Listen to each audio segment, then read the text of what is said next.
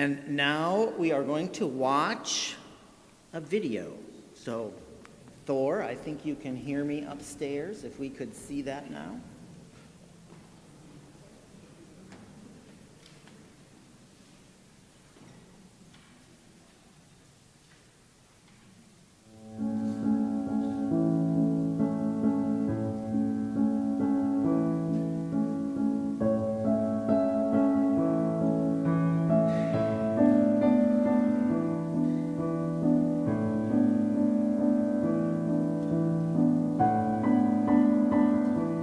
It was a chilly October in 1952. Gloria Dei Lutheran Church in St. Paul, Minnesota was moving from its home at the corner of Hague and Victoria into its grand new home at the intersection of Snelling and Highland Parkway.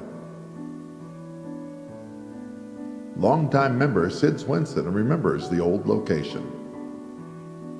What we call the old Gloria Dei was on Hague and Victoria. I was baptized in that church and grew up and was married. I had some of my kids in that church.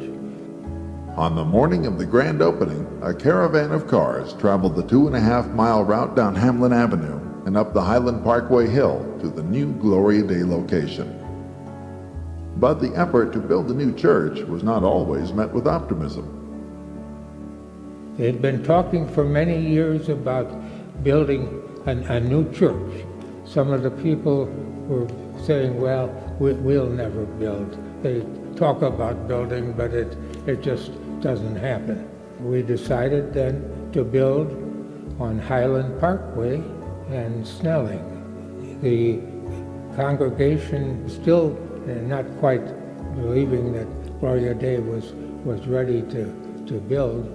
So they decided to do some excavation and put in the footings for the church, and then we would continue to go. They got a committee, got an architect to draw up a church. And that's when they decided to go with a colonial style church. And we decided to have the sanctuary on Snelling. There would be a big front entrance, and people that were coming on the streetcar up Snelling Avenue could come up the steps and go in the front door of the church.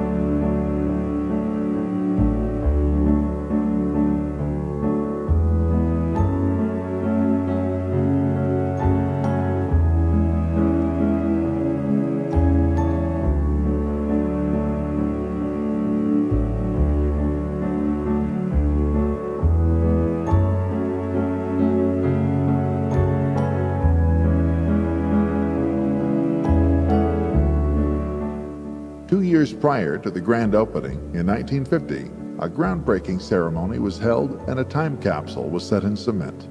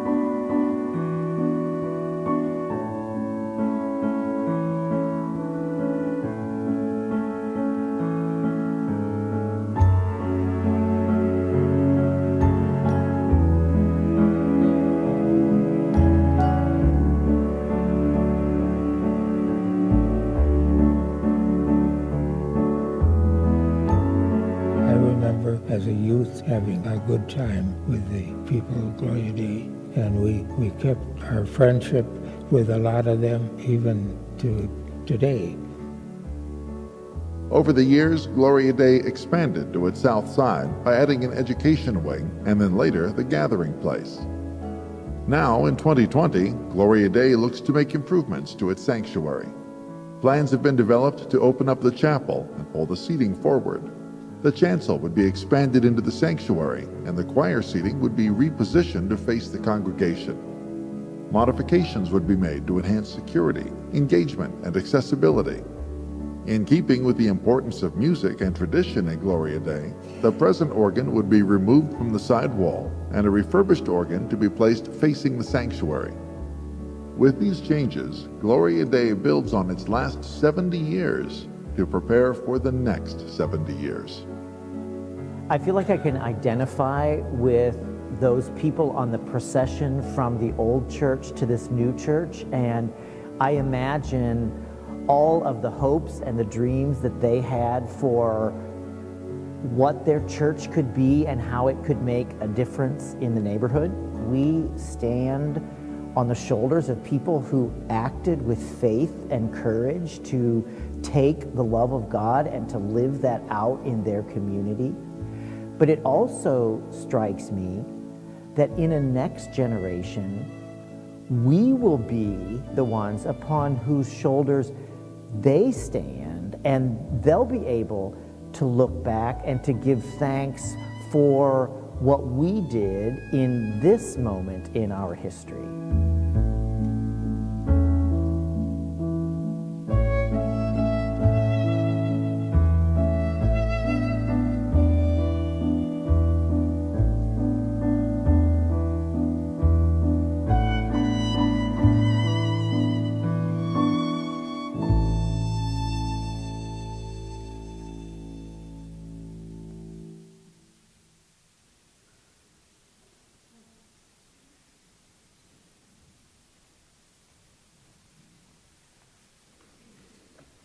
Good morning and welcome everyone on this day of celebration.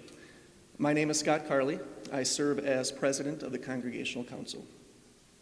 A note about that wonderful film we just watched, about those people whose shoulders we stand on, as Pastor Bradley so eloquently stated.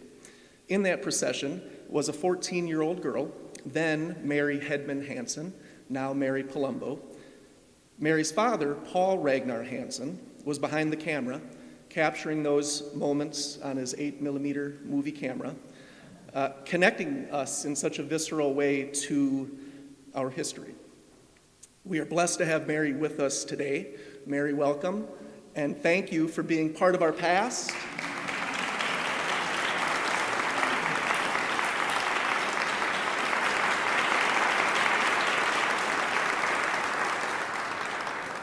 Thank you, Mary, for being part of our past and helping us usher in the future here today.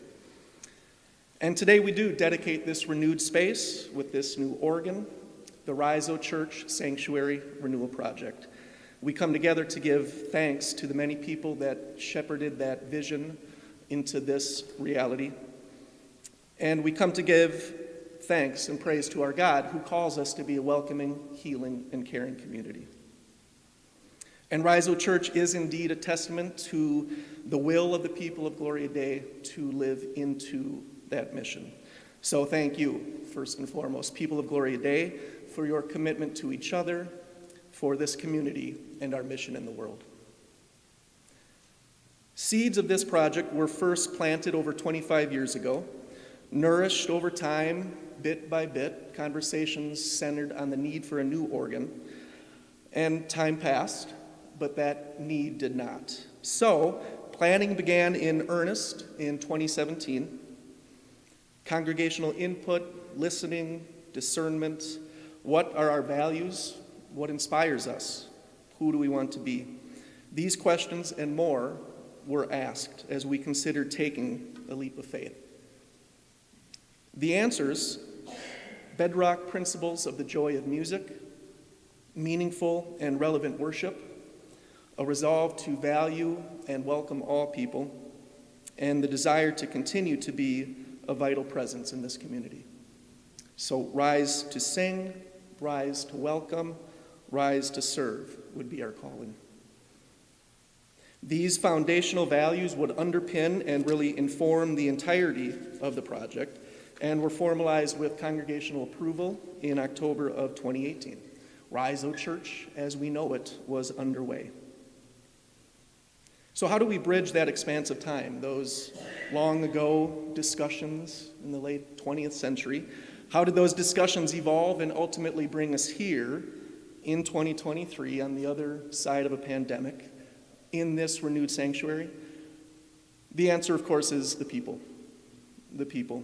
Many are here today, and some are not, but their individual and collective spirit will reside in this space for years to come. I get to start our thanks today with two of those people. Marshall Saunders served as council president from May of 2018 through May of 2020. Marshall was instrumental in those early information gathering and consensus building days, working on processes and timelines and teams. Marshall guided with a steady hand while the pieces on the board were still moving. Marshall is unable to be with us here today, but we thank him for his dedication and leadership. Kathy Sadaka served as council president beginning in May of 2020. Kathy's term was remarkable in that it encompassed starts and stops. The Rise O Church Capital Campaign, then the long pause due to COVID, and eventually, finally, the successful restart and start of giving and construction. Through those years, Kathy was a clear voice when the path before us was unknown, and an adaptable and empathetic leader through turbulent days. Kathy, we thank you for your dedication and leadership.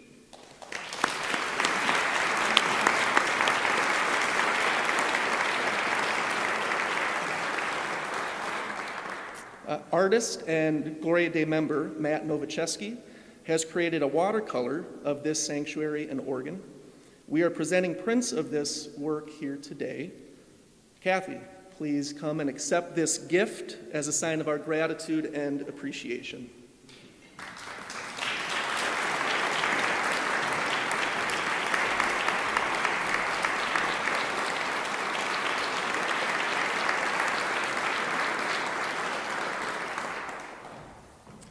Pastor Bradley, I invite you to come up and continue our program. Don't leave yet. Because Scott Carley is the third congregational president to step in and to pick up this project, which was supposed to be done before he started office, but has continued. And he's really wonderfully stepped in and helped to move things forward, really without missing a beat. So we thank you for your leadership so far. And in some ways, you're going to be helping us bridge now into another new chapter at Gloria Dei. So thank you so much. Thank you.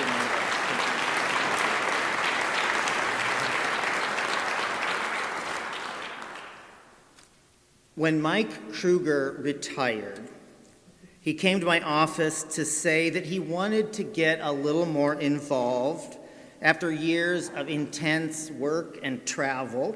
And I said, I think I have just the thing. We need a chair for what I think could be a big project. And he said yes before knowing the scope, the challenge, or even the timeline.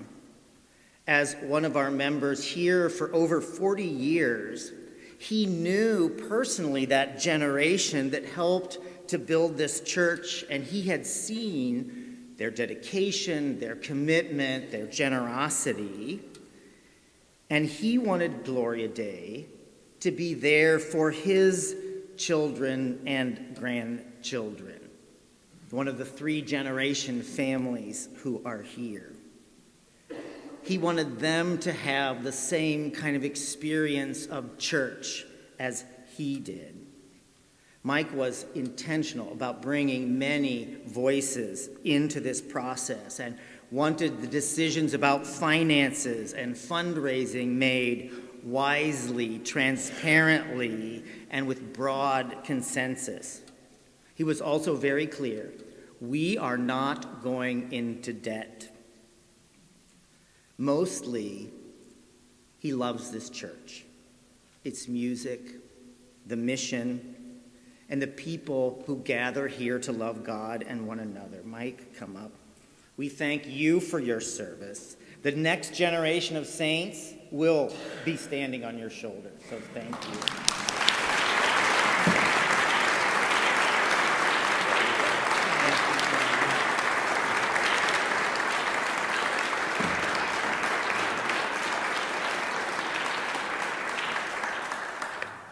He's going to make me cry.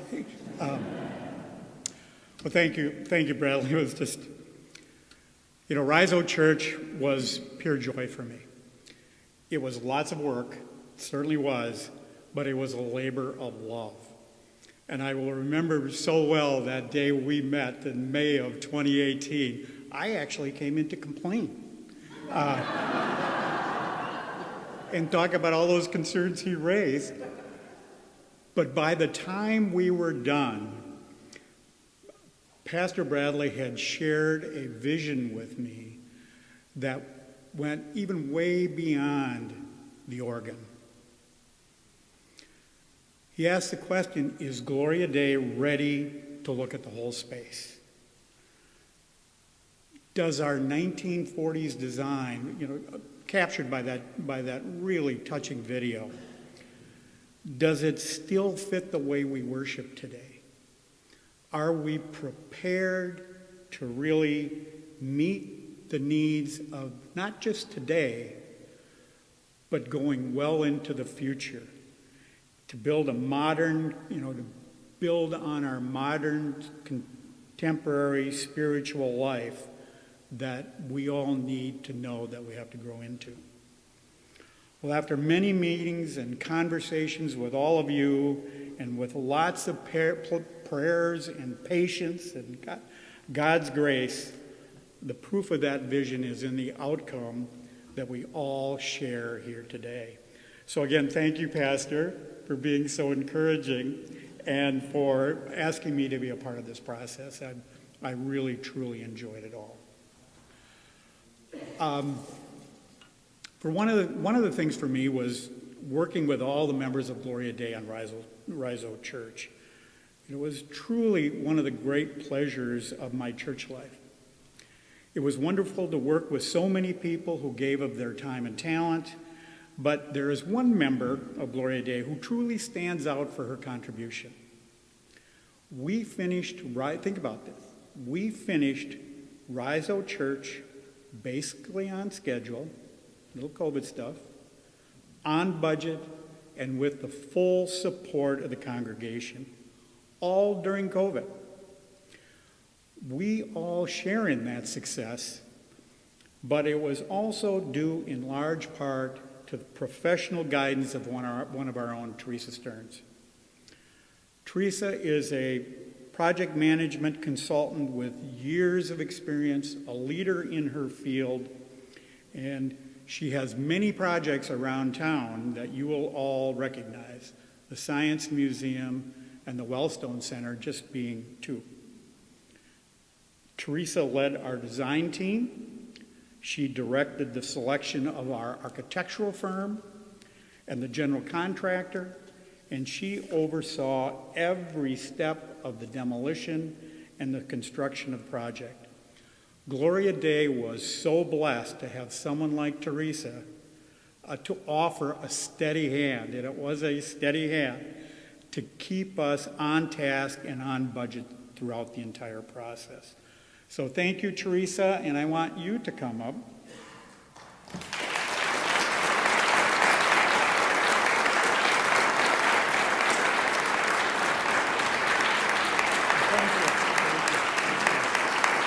Turn it over to you.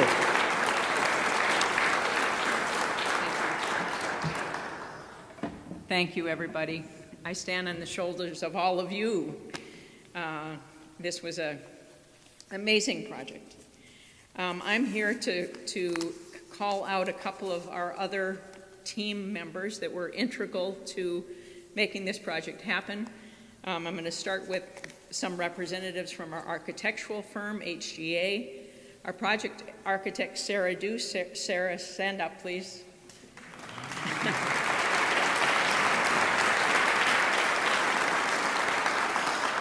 Our project interior designer, Lindsay Homer. Lindsay's here too. Lindsay's in the very back. Stand up. Lindsay selected the tile and the colors and the flooring and met over 2 days to make sure the stain at the end of the chancel platform was right, plus other things. Thanks, Lindsay. And there were other HGA members. In fact, there were engineers too, and Sarah did the big job of coordinating their whole team. So thanks again, Sarah. I'm going to move to contractors. Our general contractor, I'd ask Russ to stand, and Josh.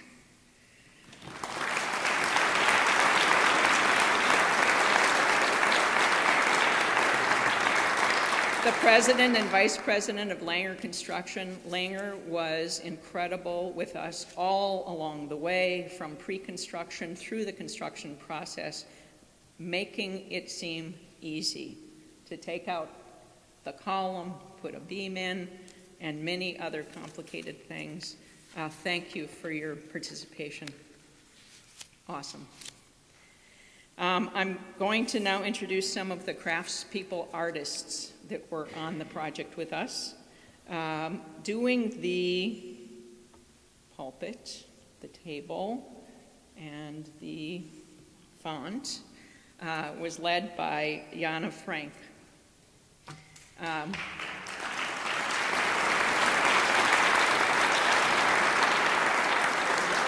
This was a complicated project for Jana. Jana's a woodworker.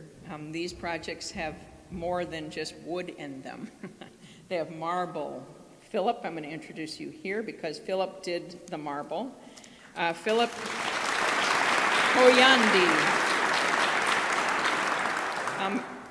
Just for example, the marble at the top of the font here started out as a cubic piece of marble that was taken from the high altar.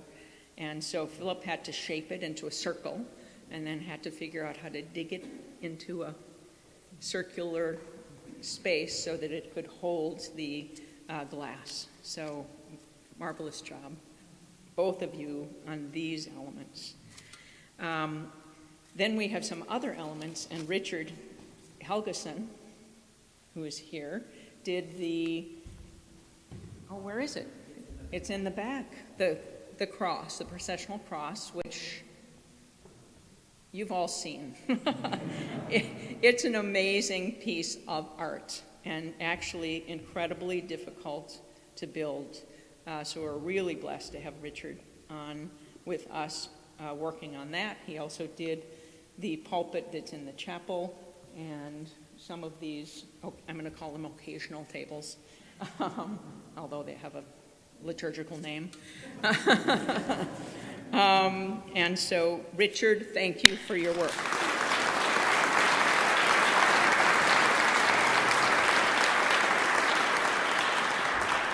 We had a glass artist blow the bowl that's at the top of the font, and Nolan isn't here, I don't think. Nolan, if you are? No, he's not here.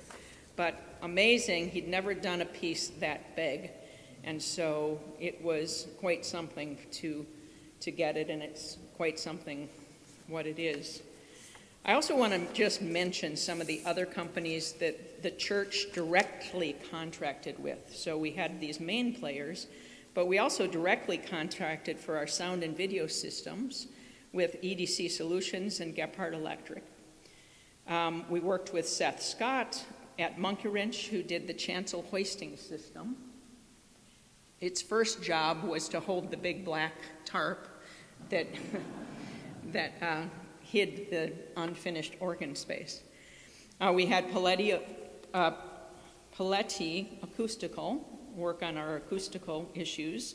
We had Dake Doris design the sacristy cabinets. We had Scott Keys, who is here. Stand up, Scott.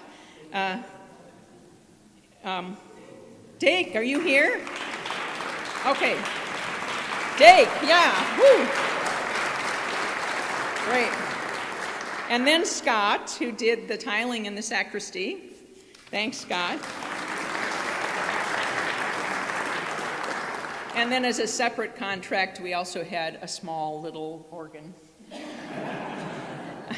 which we will celebrate in April. But Orglaturno is the company. They're out of Quebec, and they are amazing craftsmen, builders, building that machine. If you get a chance after this, please come up and look in it. It's really cool. That's it for me. Who do I pass to? Back to Mike. Thank you so much.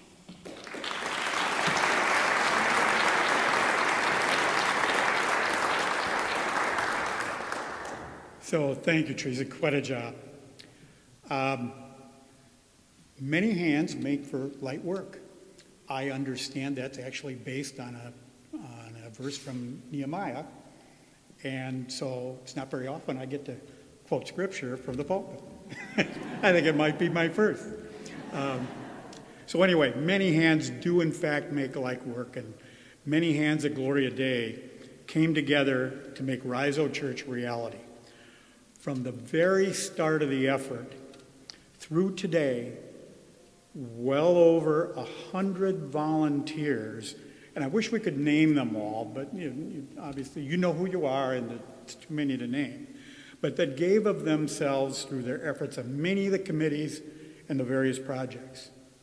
Like the Caring for Creation team, which oversaw finding a new home. It's on the back of the little brochure that you have, finding a new home and new uses for much of the material throughout the sanctuary.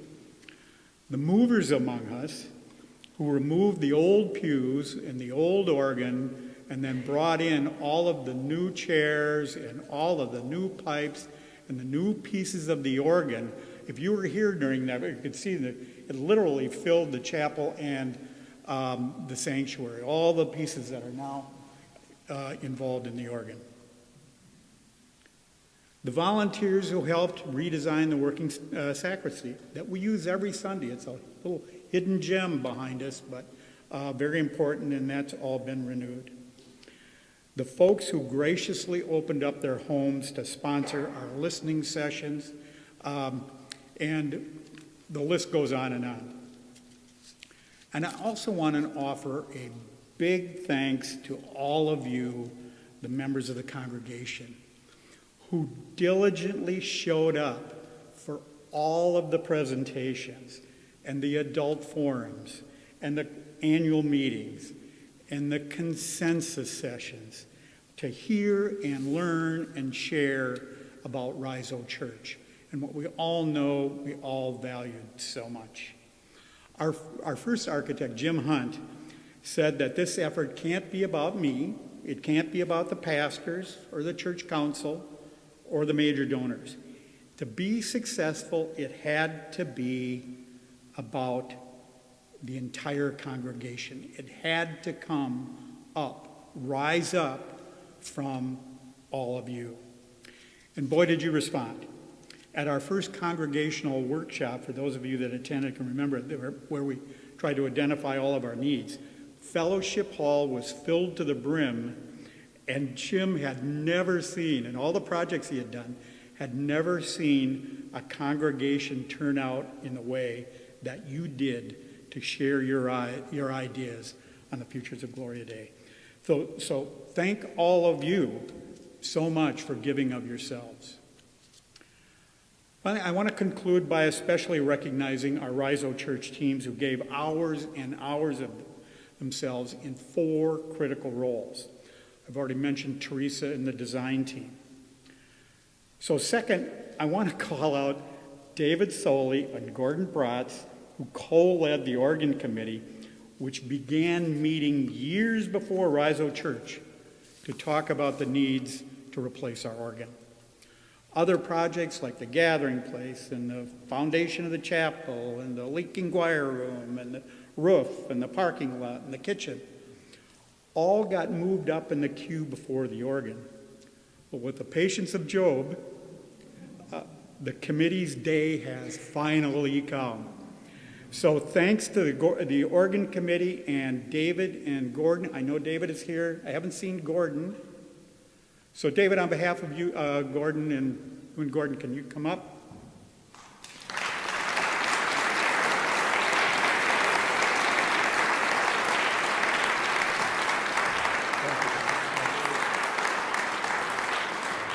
More to come on the organ in April. Third, I want to recognize Sarah Erkinen and our generosity team. I just want to stop and say it was a tremendous accomplishment to complete our pledge drive and raise most of the funds for Riso Church before the project was even completed. We still have pledges that need to come in, but it was a very successful effort. So a big thank you to all of you in this room who have contributed, and also to Sarah Erkinen and our generosity team. I know Sarah is not here today because they're home and they have a bug floating around in their family. So Sarah, I know she's online, so thank you. And we'll save one of the prints for you when we see you next time.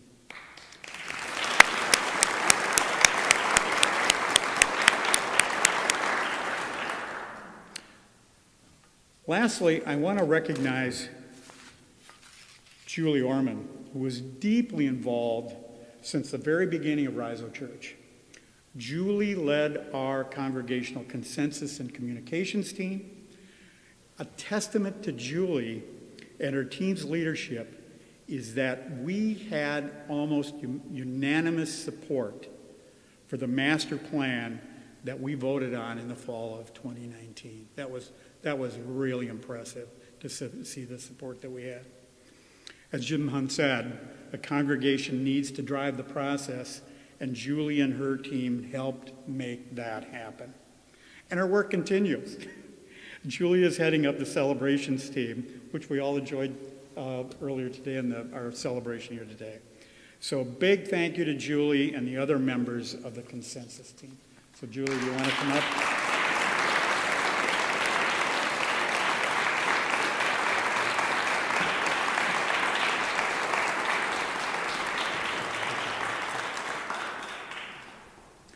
So with that, I'm going to turn it back to Scott.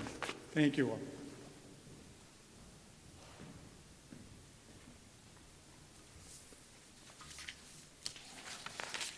Thank you, Mike.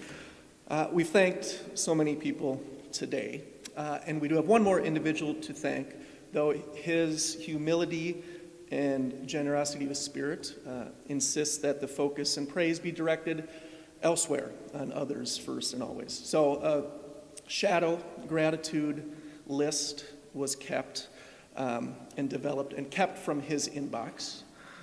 This covert thank you list had one name on it, Pastor Bradley Schmalin.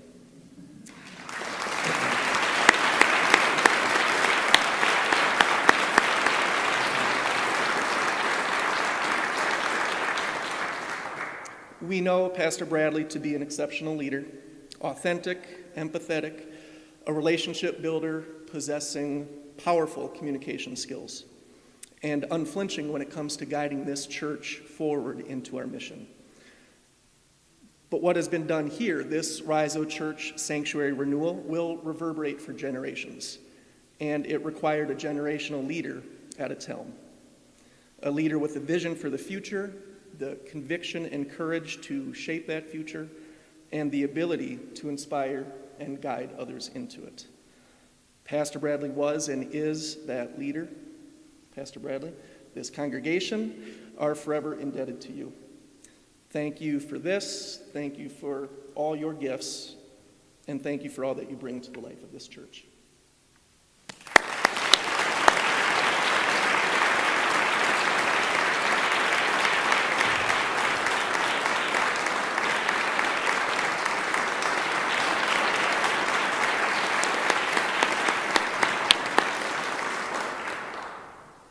A couple notes for you as we get on our way. You are invited to, and some of you have been doing, the self-guided tour. note those handouts and those points of interest and enjoy this space. There will be made available soon the prints of the watercolor that we've been distributing here today. I believe there are also handouts with, note cards with the watercolor imprinted on them. Those will be made available for purchase soon, so check out that availability. And of course, there are refreshments in the gathering place, so join us for more fellowship and celebration. And a final word, we are celebrating today, and rightly so. As Mike alluded to, know that we have pledged commitments that will fully fund Rise Out Church, and know that we have pledged money that has not come in, some $300,000, and we do have payments yet to make to contractors. So we are so close to that finish line. If you have not yet fulfilled your commitment, please consider when you may be able to do so and communicate those intentions with Beverly in the office. Because truly the music from this organ, the beauty of this space, the people it will welcome and inspire, ensure that our mission will be a beacon in this world. So thank you all for your role in seeing Rise Out Church through to fruition. Thank you.